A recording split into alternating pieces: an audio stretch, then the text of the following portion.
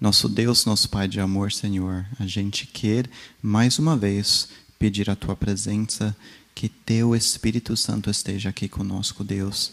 Que as palavras sejam Tuas palavras e que possamos sair daqui, Senhor, convictos que somos Teus filhos. Em nome de Jesus, amém. Irmãos, uma irmã me falou hoje, foi hoje ou ontem, não lembro. Eu sou péssimo de lembrar coisas, né?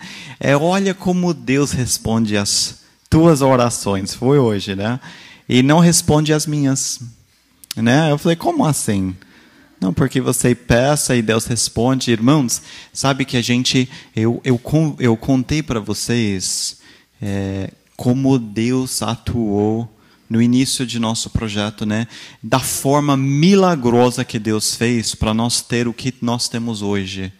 Mas sabe, irmãos, Deus ele responde da mesma forma com todos nós, né? Às vezes na resposta ele diz sim, às vezes ele diz não, às vezes ele fala espera, né? Hoje à noite eu quero contar uma história para vocês.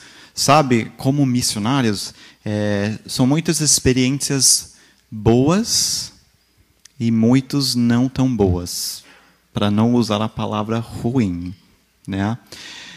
Eu falei algumas coisas com Deus quando eu mudei para Amazonas, né? E eu pedi uma coisa de Deus.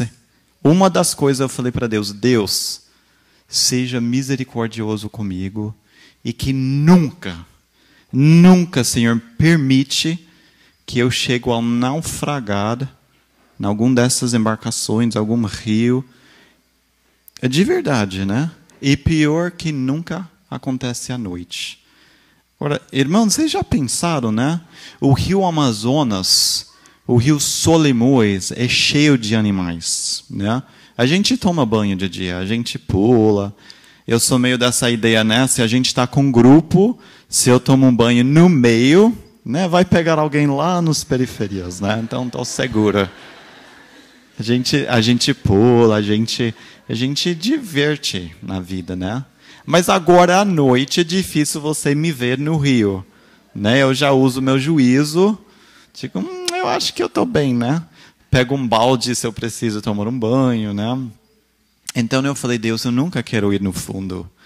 E à noite pior. Deixa eu contar uma história para vocês hoje à noite, dessa experiência, né? Que às vezes Deus não fala assim para a gente. Então Deus permite coisas acontecer que às vezes a gente não entende o porquê. Mas uma coisa eu aprendi na vida, não é por quê. A gente não deve perguntar a Deus, por que Deus? Mas para quê? Para que o Senhor permitiu isso acontecer?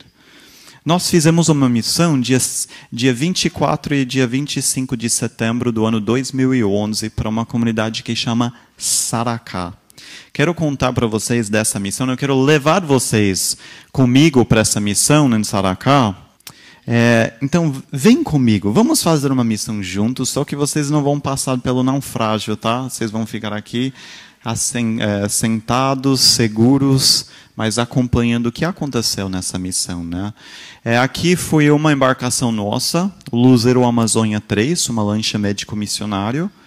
Nessa embarcação, não dá para ver muito bom, essa embarcação era de 17 metros de comprimento, que tem o andar principal que você está enxergando aqui, a porta de madeira e as janelas atrás.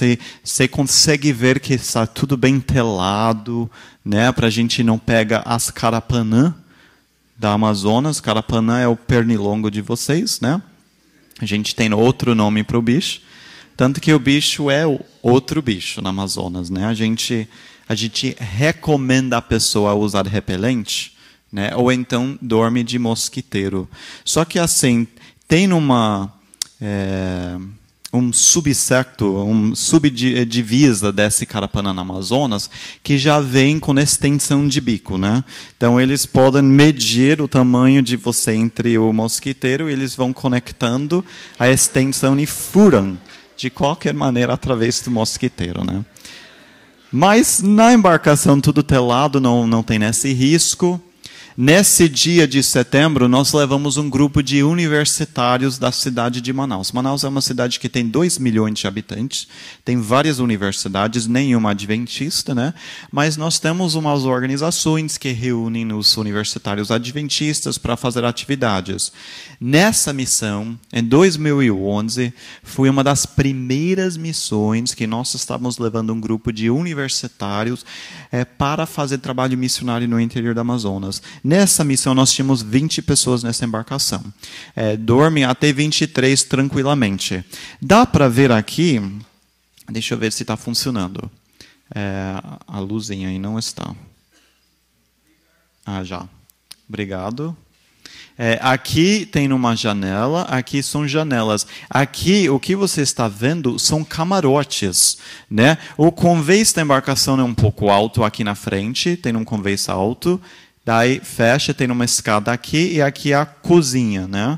Uma cozinha grande, tem freezer, geladeira, tinha uma mesa nobre, de madeira nobre no meio para servir um grupo. E então aqui embaixo é um camarote, um banheiro e um outro camarote. Inclusive, você enxerga aqui, essa embarcação tinha ar-condicionado em todos os camarotes, né? Então, conseguimos ligar o motor de luz de noite, ligar o ar-condicionado, dormir muito bem. E então, para poder render o dia seguinte, que o calor aqui é frio em comparação da Amazonas, tá, gente? Então, aqui também é um camarote, aqui é uma porta. E dorme 4 pessoas aqui, dorme 3 aqui, dorme 2. Aqui é um cama casal. E então aqui tem para colocar até uns 15, 16 redes em cima. Então nessa missão a gente leva um grupo de 20, a gente estava indo para a comunidade de Saracá. Deixa eu contar um pouco sobre a comunidade de Saracá para vocês. Aqui é o Rio Negro. Olha o tamanho do Rio Negro. O Rio Negro parece o mar em alguns pontos. Literalmente você pode estar navegando no Rio Negro e em alguns pontos você não enxerga a outra margem do rio, né? Bem no início do Rio Negro é uma baía, uma bacia muito grande. E logo para cima subindo, aqui não é margem, aqui é uma ilha. Então começa a aparecer as ilhas que formam as Anavilhanas, que é a maior arquipélago fluvial no mundo, aqui no Rio Negro. A maior número de ilhas, né? Numa região. Então, aqui, na beira do Rio Negro, se encontra a comunidade de Saracá. Saracá é uma comunidade a mais ou menos 70 quilômetros de distância da cidade de Manaus. 70 quilômetros de distância de embarcação, dependendo da embarcação, pode levar entre 2 horas numa voadeira rápida ou então 5, 6 horas numa embarcação regional, que é a embarcação que eu mostrei para vocês, que tem redes, você deita, você dorme, você fica à vontade, tem cozinha, tem banheiro, então em 5, 6 horas você chega. Então nós estávamos viajando numa embarcação regional. Saímos sábado de manhã para passar o sábado na comunidade e então domingo e voltar domingo à noite.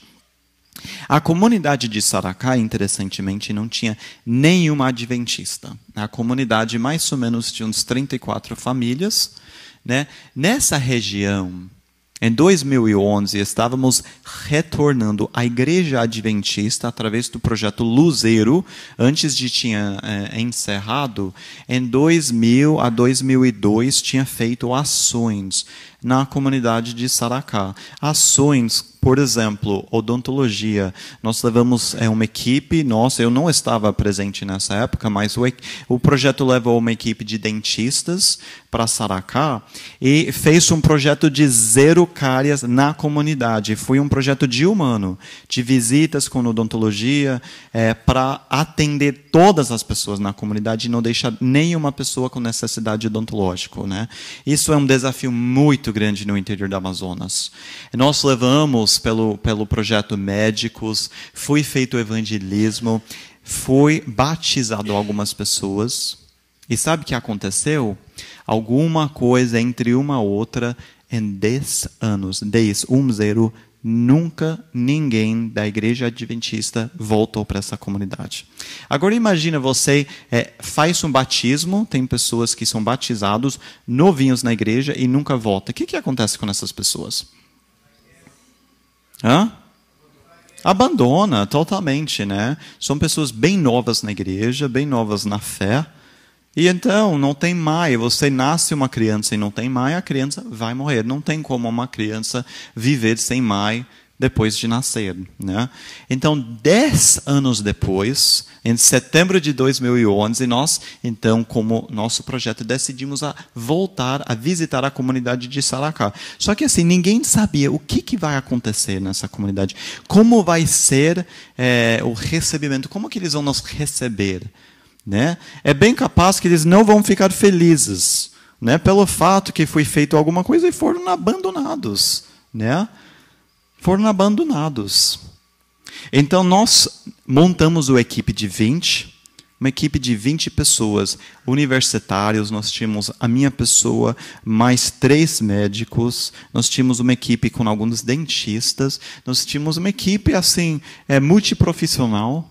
E nós fomos com planos de montar um mutirão de saúde, uma escola cristã de férias, um culto na comunidade, entendendo que não há presença da igreja adventista nessa comunidade. Aqui você percebe, aqui na frente, a comunidade tem praia, né? No Rio Negro é cheio de praias, de areia branca, é um paraíso, é muito lindo.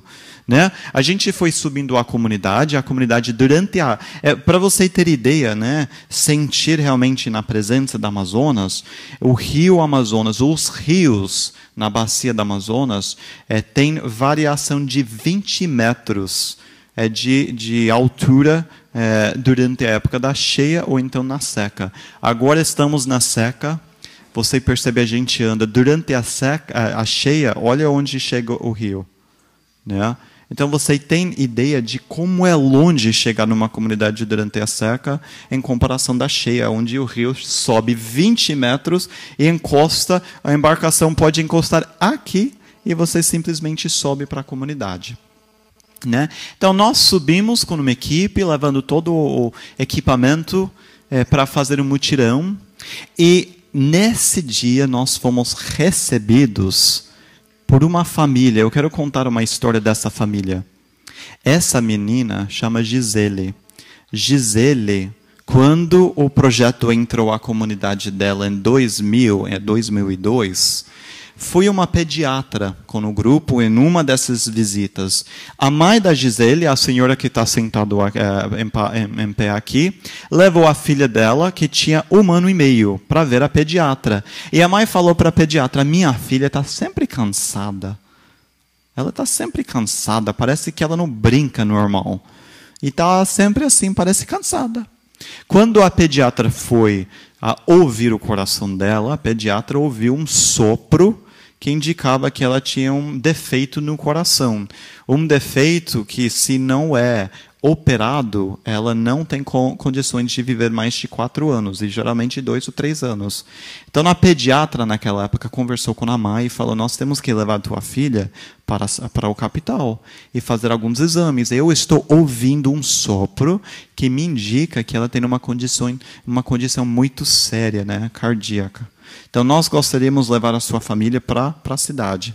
Então, em 2001, o projeto levou a Gisele com 1 ano e meio para a cidade, com a mãe dela. Foi feita uma série de exames no hospital adventista e foi diagnosticado que realmente ela tinha uma condição cardíaca que obrigava a cirurgia para ela ter vida, né? Mas a cirurgia também era muito alto risco. Né? A cirurgia é indicada a ter logo depois do parto, mas ela já tinha 1 ano e meio, né? Não foi identificado até então. Então a família entrou pela fé no hospital, foi operada a menina, e então imagina que era alegria. Dr. Ricardo, né, um dos nossos coordenadores, o Dr. Ricardo era universitário em 2001, foi na comunidade, conheceu a Gisele, voltou agora em 2011, já como médico formado há muitos anos. Hoje ele era secretário de saúde de um município, ele é diretor de um hospital no interior, e ele voltou conosco nessa missão e logo viu a Gisele. Ela tinha uma camisa que permitia ver o cicatriz dela aqui. Então, quando ele a viu, ele viu a cicatriz e ele falou: qual é seu nome? Ela falou: sou Gisele. E lógico, ela não lembrava dele, né, 1 ano e meio de idade, mas a mãe lembrava. E então a avó muito mais lembrava que a avó tinha acompanhado toda a cirurgia. Quando nós então subimos na comunidade, e quando nós subimos justamente a escada, e aqui estava esperando a Gisele, a mãe e a avó, nesse momento a avó falou: Ricardinho, é você? Lógico que a gente não chama ele de Ricardinho mais, ele é Ricardão agora, né? Mas foi um momento de um reencontro muito especial. E a avó olhou para ele e falou: aqui é a Gisele, aqui é a minha neta que vocês salvaram há 10 anos atrás. Irmãos, imediatamente foi quebrado o gelo nessa comunidade, a comunidade abriu os braços para nós entramos e passamos, foi uma verdadeira festa. Naquele sábado de manhã nessa comunidade, nós sentamos, o Ricardo então começou a perguntar: e como está a comunidade? E as pessoas que foram batizados? E ela: não tem ninguém aqui da tua igreja mais não, né? Da tua igreja, não é a igreja deles. Não tem ninguém da tua igreja não. Né? Mas uma vez que foi operada uma menina há 10 anos atrás, eles receberam com braços abertos o nosso grupo. Né? Então nós passamos, conversamos, começamos a visitar as pessoas nas casas para fazer um levantamento. Como está a comunidade? Né? Qual é a condição dessas pessoas agora? Nós passamos a manhã visitando, nós convidamos eles: vamos fazer um culto de gratidão que estamos aqui, depois de 10 anos, pode ser? E a comunidade pode. Nós sentamos, nós fizemos um culto com eles de manhã, no sábado. À tarde nós montamos um mutirão de saúde, nós fizemos uma feira de saúde, nós fizemos orientações. As dentistas atenderam algumas pessoas que tinham uns problemas de dor na boca. A gente conseguiu ter um dia tão abençoado nesse primeiro dia. Nós sentamos no final do sábado e decidimos: nós vamos voltar a cada 2 semanas para a comunidade de Saracá. Nós vamos retomar uma ação aqui. Nós temos um objetivo. A gente não falou para a comunidade. Nós temos um objetivo de ver uma igreja adventista implantada nessa comunidade. Né? Eu me lembro muito bem nesse dia. Aqui são algumas fotos do grupo. Aqui a gente está no centro comunitário deles, né, fazendo umas atividades, apresentando as pessoas e fazendo o atendimento desse dia. Aqui é o Dr. Ricardo atendendo uma menina lá, uma dupla de médicos aqui atendendo. E nós passamos o dia, então, com maior alegria. Né? À tarde, aqui é a foto do grupo todo. E à tarde nós reunimos, nós fizemos um pôr do sol na comunidade, convidamos as pessoas. E então, logo depois, o pôr do sol. Na Amazonas, o pôr do sol é sempre o mesmo horário, né? Entre 6 às 6h15. Né? Estamos muito perto da linha do Equador, então não tem muita variação no horário do pôr do sol. Nós descemos, aqui é bem quase na hora de pôr do sol. Você está vendo a imagem linda do Rio Negro atrás, com umas ilhas já. E nós decidimos como grupo: vamos fazer pôr do sol, vamos descer lá para a embarcação, vamos tomar um banho, né? Você passa o dia todo, imagina o calor. Aqui não é quente em comparação da Amazonas. Agora imagina você passa o dia todo suando. Então vamos arriscar e tomar um banho de noite? Vamos, né? Um grupo, então eu vou ficar no meio, aquele esquema que eu falei para vocês. Então vai dar certo, né? Na realidade, no Rio Negro, aqui é o Rio Negro. O Rio Negro tem bem menos riscos de animais no rio, né? O Rio Solimões tem bastante, né? O Rio Negro tem menos. Nessa região não tem jacaré. Você não vai encontrar um jacaré nesse Rio Grande, né? Ou você vai achar os jacarés nos igarapés, que são nos rios pequenos, né? Que se navega, um jacaré não vai num rio assim desse tamanho. Né? Mas você vai achar piranha, alguns peixes. Mas como eu falei, né? Se você visita a gente, agora você já foi alertado, né? Nada no meio, tá? A gente decidiu descer e tomar um banho, refrescar um pouquinho com o grupo. Então nós tiramos a embarcação um pouquinho da beira, aqui uma ilha, e nós fomos entre a beira daqui a essa ilha aqui e ancoramos a embarcação. mais ou menos uns 300 metros da margem onde nós estávamos da comunidade. Nós então ancoramos a embarcação, nós pulamos no rio, era um dia muito especial. Sabe quando você sente que realmente o dia deu certo mesmo? Valeu a pena? Valeu o investimento? Você foi mesmo para o lugar certo? Você tem certeza que essa aqui vai render em alguma coisa? A gente ficou tão feliz. A gente sentou juntos naquela noite, na embarcação, começamos a traçar os planos, né, bem animados. Eu quero voltar a mostrar a embarcação para vocês entenderem então o que aconteceu. Nós fomos dormir. Agora deixa eu contar um pouquinho sobre a minha pessoa, né? Eu falei para vocês que eu tenho uma esposa e 2 filhos, né? A minha esposa, eu acho que o pastor falou outra noite, a mãe tem nessa audição seletiva, né?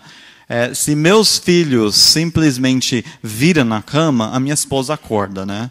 Agora, se a casa pega fogo, se o celular toca, se alguém bate na porta, se o cachorro está latindo, eu estou dormindo, né? Daí eu acordo de manhã, eu geralmente digo, ai, que noite boa, né, amor? E ela diz, nada a ver, né? O seu celular tocou, eu atendi 3 vezes, alguém bateu na porta, a criança chorou, alguém fez xixi na cama e tal, e você dormindo. Eu digo, tá bom. Então eu aprendi que eu não faço esse comentário mais, né? Eu acordo e digo, e aí, como passou a noite? Daí se ela fala que foi legal, eu digo, foi legal mesmo, né? Eu sou assim. Agora, o que acontece? Eu não gosto de navegar à noite. Não gosto mesmo, né? Eu navego, eu tenho carteira, vários de nós temos a carteira. Mas nessa viagem nós tínhamos o nosso comandante principal, que é um senhor da região. Ele estava responsável, ele era responsável pela navegação. Então eu fui para fazer uma oferta, né? Como eu sou coordenador geral, tem essas coisas, eu fui lá e eu falei, e aí, Saturnino? Que horas que a gente vai retornar para Manaus? Ele falou que nós tínhamos decidido a retornar sábado à noite, depois que nós conversamos com a comunidade. Ele falou, vamos fazer o seguinte, vamos sair mais ou menos meia-noite, daí a gente já acorda com 6 da manhã na cidade. E todo mundo volta para as suas atividades. Eu falei, ok, perfeito. Eu vou dormir agora, mais 9 horas, se você precisa, você me chama, tá? Que eu estou disposto a te ajudar. Ele falou, tá bom, mas eu sabia que não ia acordar, mas assim, coisa de cortesia, né, oferecer.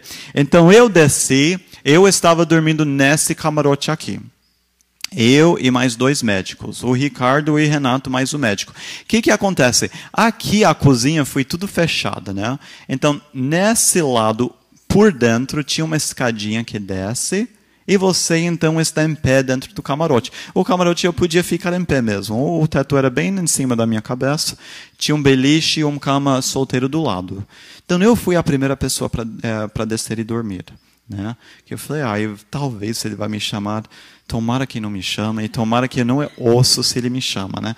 Mas eu vou dormir agora, por acaso... E depois eles resolvem a vir. Eu fui dormir. Depois o Ricardo e o Renato me contam que eles entraram, ligaram na luz, conversaram, eu não ouvi nada, dormindo. E eles resolveram dormir também. Então, até 10h30, 11 horas, todo mundo estava nas suas redes, aqui em cima, e dormindo. O Saturnino então conta que mais ou menos meia-noite ele levantou e começou a fazer a preparação de retornar para Manaus. Opa, o que aconteceu? Nessa noite, bateu um temporal que você vê o resultado da embarcação, né? Nós estávamos dormindo, todas as pessoas, menos o Saturnino. O que acontece, irmãos? Eu estava num camarote, como eu falei para vocês, totalmente dormindo. Em algum momento, eu acordei da minha cama, eu pulei da minha cama, eu estava no beliche, eu estava em cima, e eu pulei. Agora eu falei para vocês, eu não acordo de noite. Eu pulei da cama, eu estava em pé, e ao mesmo instante, Ricardo, um dos médicos, pulou da cama dele. E ele tinha uma lanterna na mão dele. Agora, quem dorme de lanterna, né? Com lanterna na mão? Ele ligou a lanterna e ele olhou para mim, eu olhei para ele. E sem a gente falar nenhuma palavra, nós abrimos a porta do camarote e nós corremos. Então, nós corremos pela escada, subimos na cozinha, nos dois. Agora, quando nós saímos, Renato, que é o terceiro médico, estava dormindo no camarote, viu a gente saiu e ele pensou, os dois estão correndo, deve ser que houve uma emergência médica, eu vou. Então ele saiu atrás. Quando nós subimos na cozinha, subimos as escadas, foi para a primeira vez que eu parei e eu pensei, por que eu estou aqui na cozinha? Assim, nós não tínhamos conversado, nós não falamos nem sequer uma palavra, só viramos, abrimos a porta e nós corremos, subimos a escada, paramos na cozinha e o instante que eu parei na cozinha e pensei, por que eu estou aqui na cozinha? Por que eu saí da minha cama? O barco virou. Era um temporal que não tinha chuva, não tinha nada mais do que um vento, né? Depois, os arquivos, né, de notícias relatam que houve um temporal de vento naquela noite que realmente arrancou tetos de casas na cidade de Manaus a 70 quilômetros de distância. Subiu o Rio Negro, bateu o nosso barco como se fosse uma vela e o barco só levantou e entrou a água. Não tinha balança, não tinha aquela coisa de luta, a embarcação simplesmente virou e entrou a água. Então, quando eu estava na cozinha e eu pensei, por que eu estou na cozinha? Nesse instante, eu vi uma onda de água entrar pela janela, quebrou todas as janelas de vidro, entrou água, as luzes da cozinha estavam ligadas, o barco virou e imediatamente eu estava embaixo da água, dentro de uma embarcação, indo para o fundo, né? Então, nesse momento, eu falei para vocês, tinha uma mesa de madeira nobre, né, que estava bem do meu lado. Essa mesa virou e veio assentar em cima de mim. Eu me lembro que eu estava, então, muito lúcido à minha mente. Que eu não acordo de noite, e se eu acordo, por um tempo eu não sei nem meu nome, né? Mas eu estava com a mente totalmente ligada.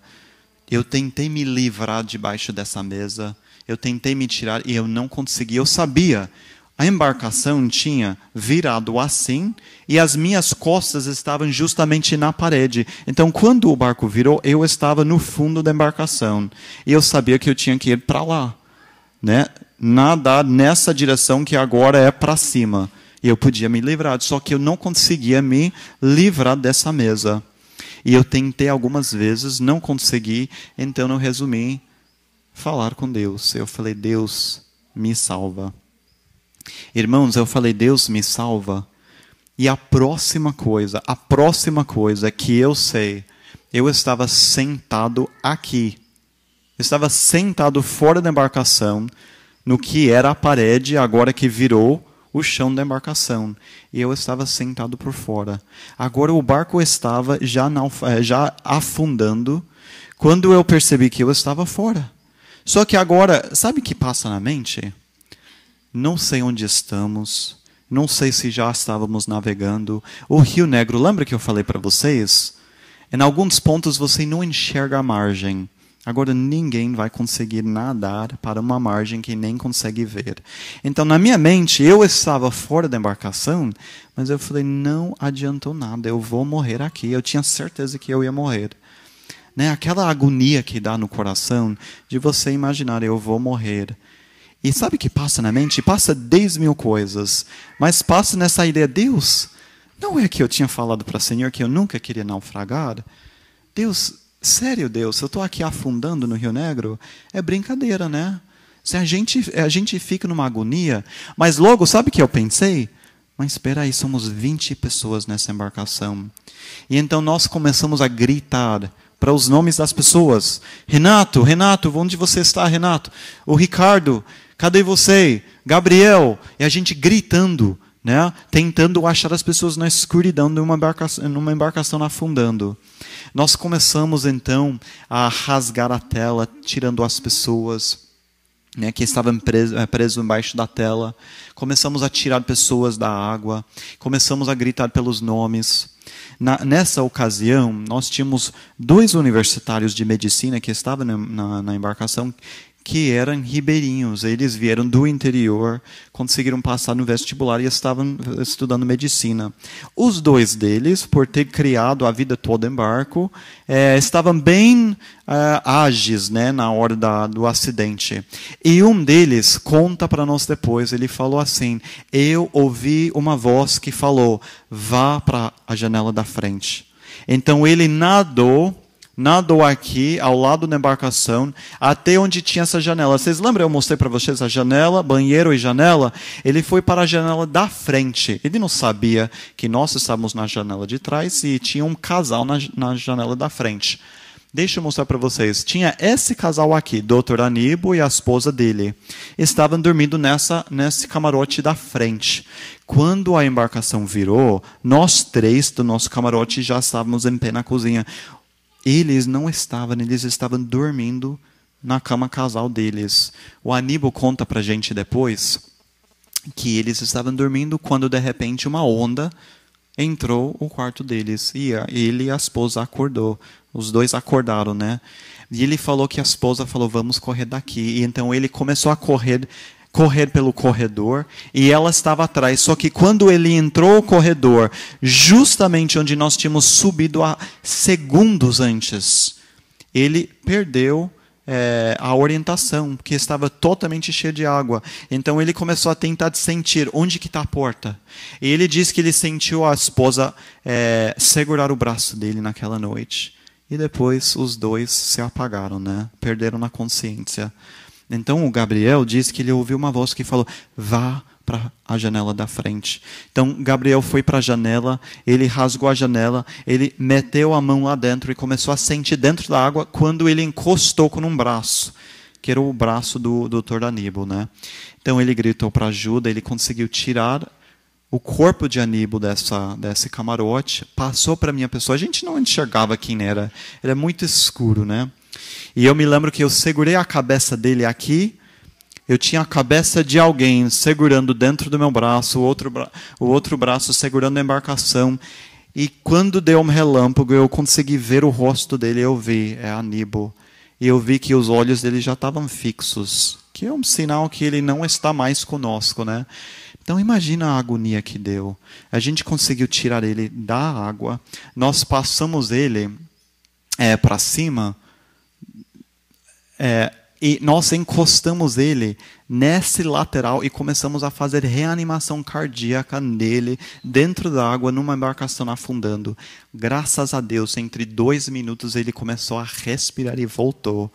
Agora nós começamos a contar as pessoas. Quem falta? E fulano? E a fulana? E nós então percebemos que 19 de 20 estavam aqui conosco. Só faltou a esposa do Aníbal. Então nós começamos a buscar para ela. Cadê a Daphne? Né? Ninguém sabia. O Aníbal não sabia onde ele estava. Ele acabava de ser reanimado. Ele não sabia nem onde ele estava. Ele não estava totalmente consciente ainda. Ele estava respirando. E nós começamos a mergulhar dentro do camarote dele. Só que assim, imagina o barco afundando, na escuridão, e pessoas mergulhando, e nós formamos até uma corrente de pessoas. Uma pessoa entrava, alguém pegou os pés dele para ele ir mais fundo, e outra pessoa foi entrando, para que não ficava lá dentro, se perdia também e não voltava. Mas não achamos a Daphne. Então nós começamos a perguntar, cadê a Daphne? Talvez ela estava no banheiro, talvez ela estava lá em cima, talvez ela tinha saído, ninguém sabe, né? O Aníbal não sabe responder. Então nesse momento o barco começou a afundar mais e mais. Então nós começamos a perceber, ou a gente sai da embarcação, ou todos nós vamos morrer. Ninguém tinha ideia se estávamos perto da margem ou não. Nós começamos a gritar juntos, 1, 2, 3, socorro! Esperando que alguém nessa Amazonas ia ouvir um grito de socorro. Irmãos, se você está no meio do rio, ninguém nunca vai ouvir. Mas a nossa sorte, que é a bênção de Deus, a embarcação não tinha saído.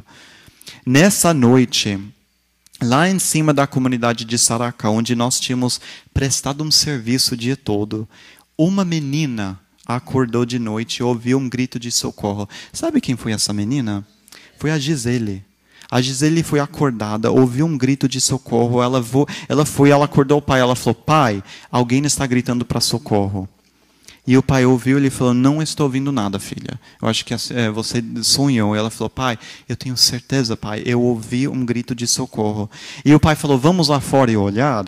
Então eles chegaram nesse barranco lá de cima, olharam para baixo, onde eles sabiam que estava nosso barco. Só que ele falou, olha, filha, eles não estão mais, porque a luz tinha apagado. Quando o gerador pegou água. Ele falou, não tem na embarcação mais, filha. Nesse momento ele escutou, socorro! Ele falou, tem sim, filha. Ele começou a gritar para as pessoas na comunidade. A comunidade tinha uma embarcação deles. Eles vieram na embarcação deles. Eles encostaram do lado do nosso. E eles, então, nos resgataram. 19 pessoas dessa embarcação. Eles nos levaram para a beira naquela noite. Eu me lembro muito bem, nós chegamos na beira, algumas pessoas estavam feridas, sangrando, né, pelas janelas que tinham quebrados. Ninguém encontrou ainda a Daphne, a menina.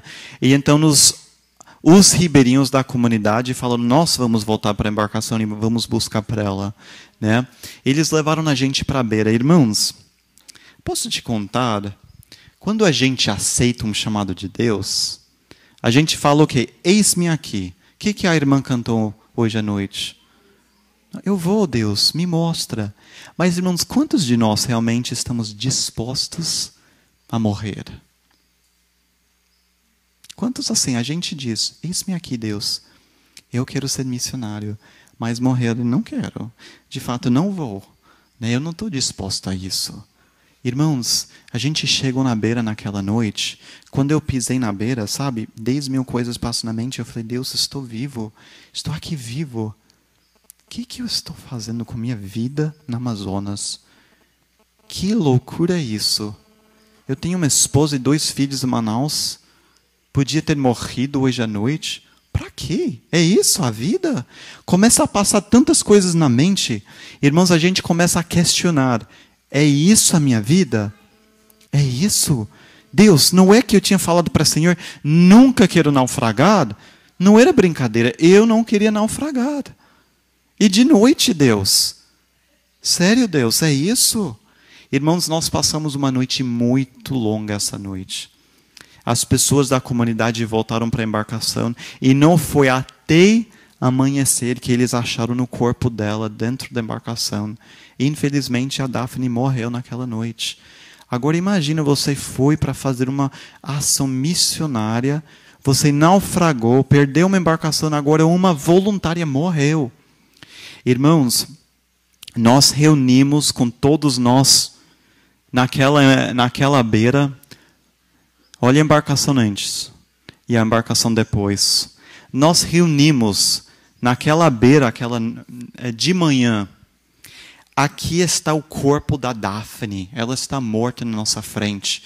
A gente pegou um cobertor, a gente cobriu ela. Nossa, imagina, você estava dormindo. Tinha pessoas que estavam dormindo de rede, né? A comunidade trouxe roupa para nos vestir. A comunidade fez um chá para nós, que estávamos assim, de noite molhado. Nós então fizemos um círculo ao redor do corpo da Daphne. Posso te dizer, não tinha nenhuma pessoa da comunidade que não estava lá dentro conosco nesse círculo. Nós seguramos as mãos um dos outros. E nesse momento, olhando para o corpo da Daphne, que acabou de morrer, a gente falou, sabe uma coisa? Estamos aqui. Ontem a gente falou para vocês sobre Jesus. E agora a gente vai falar uma coisa para vocês. A esperança da volta de Jesus dá a gente a certeza que a Daphne, ela vai viver de novo. E nós cantamos uma música nessa manhã, ao redor do corpo da Daphne. Oh, que esperança! Vibra em nosso ser. Irmãos, eu me lembro, eu olhei os rostos dos ribeirinhos e não tinha uma pessoa que não estava chorando. As pessoas não conseguiram entender. Que é isso? O grupo veio falar desse Jesus, agora uma pessoa morreu. Irmãos, nós fomos embora da comunidade, a própria Marinha do Brasil veio num navio, buscou nós, veio com apoio médico para o Aníbal. O Aníbal foi para o hospital, foi para o UTI. Algumas pessoas levaram suturos, eles levaram a gente para a cidade. E eu me lembro, a gente chegou na cidade e você começa a refletir. Irmãos, por 3 dias eu lembro que eu chorei todos os dias. Quando eu lembrava dessa noite, quando eu lembrava, eu pensava, Deus me dá respostas. Deus me ajuda a entender, é isso? É isso a vida missionária? E nós reunimos juntos com uma equipe, e o presidente da nossa associação, um pastor, José Alves, ele reuniu com todos nós, todos os 19, ele falou, posso ler um verso para vocês? E ele abriu a Bíblia dele para o livro Cântico dos Cânticos. Olha que livro. O último capítulo, capítulo 8, verso 7. Escuta esse verso. Nem muitas águas conseguem apagar o amor. Os rios não conseguem levá-lo na correnteza. E ele parou, ele olhou para nós e falou, qual foi o motivo que levou vocês para essa comunidade? Foi amor. E o rio, nem na correnteza, vai tirar o amor de vocês. Vocês vão voltar para essa comunidade, Deus vai dar a força para vocês, porque Satanás, nem rio, nem correnteza vai tirar o amor de vocês. Irmãos, depois de 3 dias eu posso dizer para vocês que Deus falou para mim, é isso mesmo. Missionário quer dizer na vida ou na morte. Adventismo quer dizer na vida ou na morte. Irmãos, todos nós somos missionários e quando nós entregamos nas mãos de Deus, nós entregamos. Quer dizer, se Deus sabe que eu posso servir melhor vivo, então que vivo. Se Deus sabe que a minha vida vai ser melhor testemunho eu morrendo, então que eu morro para a honra de Deus. Mas que está nas mãos de Deus. Agora, irmãos, não explica, a gente não consegue explicar por que a Daphne morreu. Não é por quê, mas agora para quê? Para que Deus permitiu isso acontecer? Irmãos, 2 semanas depois, nós retornamos para a comunidade de Saracá. 2 semanas depois. Muitas pessoas estavam com muito medo de entrar numa embarcação novamente. Logicamente. Mas nós levamos o grupo todo, nós chegamos para Saracá, e nós subimos essa escada novamente, e essa vez a comunidade toda veio nos receber. E eles vieram chorando. E eu me lembro que a fundadora da comunidade chegou e ela falou, passou 10 anos que vocês não voltaram. E essa vez eu tinha certeza que nunca mais vocês iam voltar para essa comunidade.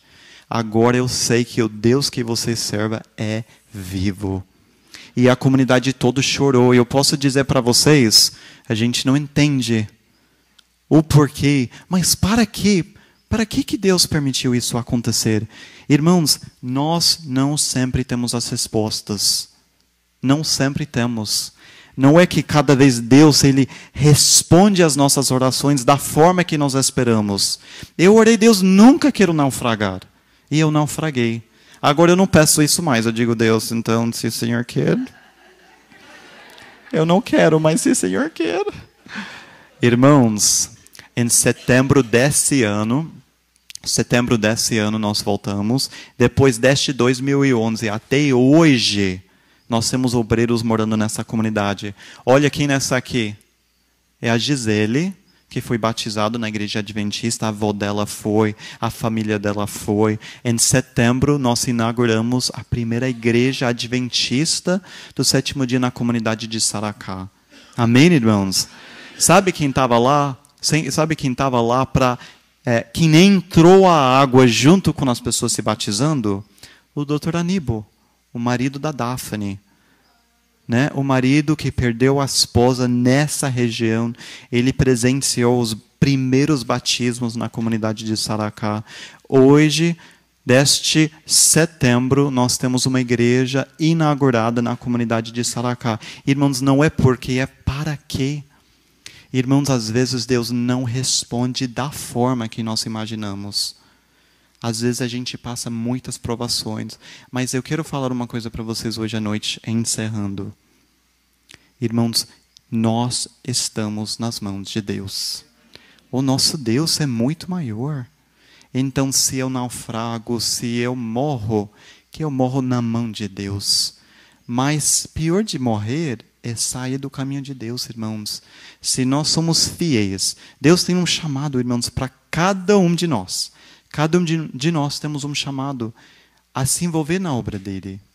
E sabe, irmãos, às vezes a gente reclama um pouquinho. A gente fala, mas Deus, é muito difícil. Mas Deus, será que eu tenho que ir para Amazonas? Sabe, eu tenho um amigo em Manaus e nós brincamos às vezes. Ele diz, será que Deus não está chamando a gente para Califórnia para alcançar a alta classe? Eu digo, eu acho que tá, né? Vamos tentar ir para lá, que para alcançar a alta classe a gente tem que viver como eles também, né? Irmãos, se Deus me chama a alcançar os ribeirinhos, que eu alcanço os ribeirinhos. Se Deus me chama a sofrer, que eu sofro por amor a Deus. Mas a gente não sofre. A gente sofre nada. Sabe, terminando aqui, eu gostaria de saber se vocês iam cantar comigo o hino. Eu vou abrir aqui, no hinário número 66. Eu não sei se vocês conhecem bem esse hino. O nome é Nascendo do Calvário. Olha o que diz esse hino. Seguia tristemente só, ninguém a me observar. Curvado ao fardo andava eu e quis desesperar. Virou meu celular. Queixei-me então a Cristo do mundo a me atrair e sua voz suave pude ouvir. Nascendo do Calvário, meus pés também alcancei. E sob a cruz pesada, sem forças me prostrei. Cansado peregrino, a noite chega ao fim. Oh, toma a cruz e segue junto a mim.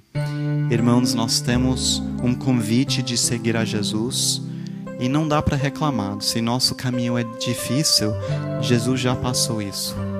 E Jesus está a nosso lado andando nesse caminho. Irmãos, todos nós temos um fardo, né? Eu não sei qual é seu. Algumas pessoas lutam mesmo nessa vida, né? A gente está no meio de um grande conflito. Mas a gente tem um Deus muito maior. Como o pastor falou ontem à noite, eu fiquei pensando, a gente pode enxergar as nossas lutas, a dificuldade, ou podemos olhar para Jesus e deixar que isso fica cego para a gente, que desaparece. Irmãos, Jesus tem uma resposta para nós. Eu também me cansei, mas eu estou a seu lado.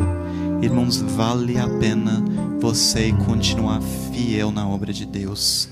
Que você possa se entregar a Deus, irmãos. Vamos ajoelhar agora e entregar mais uma vez as nossas vidas nas mãos de Deus. Nosso Deus, nosso Pai de amor, Senhor, nós queremos te agradecer, ó Deus, que em Ti nós temos achado um Deus, um Salvador, um Senhor e um Pai. O Senhor é um Deus que nos ame, um Deus que se entregou para nos salvar. Obrigado, ó Deus. Ó Deus, nesse momento nós queremos entregar as nossas vidas mais uma vez nas Tuas mãos. Deus, não há segurança fora da Tua vontade, mas na Tua vontade, no Teu caminho, o que seja o chamado que o Senhor dá para cada um de nós, a segurança total. Senhor, que nós possamos confiar que o Senhor controla tudo, que o Senhor tem as nossas vidas nas Tuas mãos. Oh Deus, eu peço, oh Senhor, eu peço o Teu Espírito Santo. Deus, derrama Teu Espírito Santo em cima de nós. Senhor, nós somos nada sem o poder de Teu Espírito Santo. Eu rogo agora, oh Deus, para cada pessoa aqui, estamos aqui, Senhor, dizendo, Deus, toma meu coração, eu quero Te seguir. Deus, algumas pessoas abriram mão de muitas coisas, de família, de riquezas, de trabalho, para Te seguir. Deus, que essas pessoas possam saber que a recompensa é certa. E que possamos ser fiéis até a volta de Jesus, ó Deus. E que quando Jesus voltar, possamos ouvir essas palavras. Bem feito, servo meu. Obrigado, Deus. Nós Te agradecemos, ó Deus, por nos incluir nos Teus planos. E nos permitir a ter parte na Tua obra de salvar almas. Deus, nessa noite, que possamos sair daqui com alegria no coração, sabendo que somos Teus filhos. Te agradecemos, ó Deus, pedimos e agradecemos em nome de Jesus. Amém.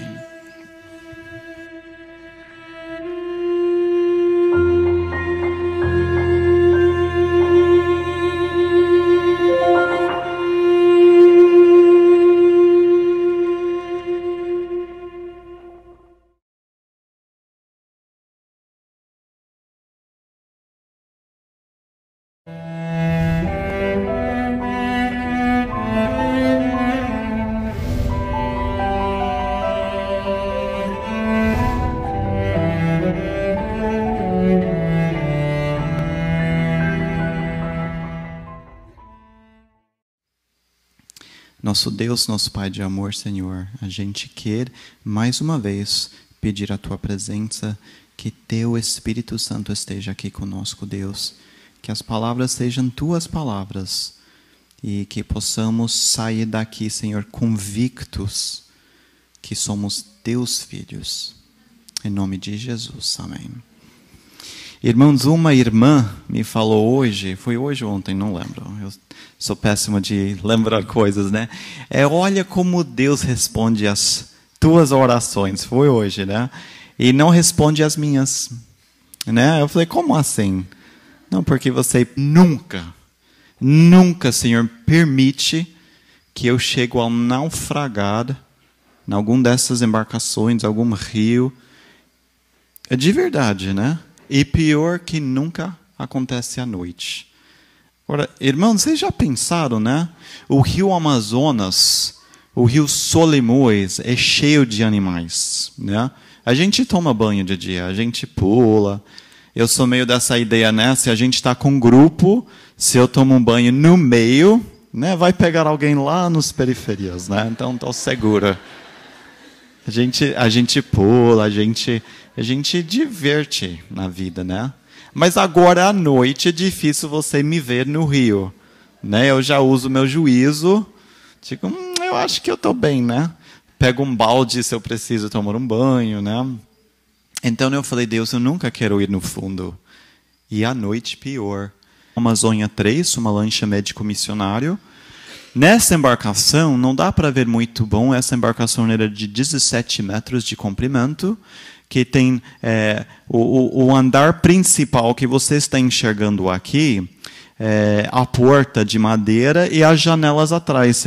Você consegue ver que está tudo bem telado, né, para a gente não pegar as carapanã da Amazonas. Carapanã é o pernilongo de vocês, né? A gente tem outro nome para o bicho. Tanto que o bicho é outro bicho na Amazonas, né? A gente recomenda a pessoa usar repelente, né? Ou então dorme de mosquiteiro. Só que assim, tem um subdivisa desse carapanã na Amazonas que já vem com extensão de bico, né?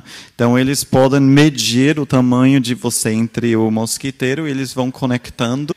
Deixa eu contar uma história para vocês hoje à noite, dessa experiência, né?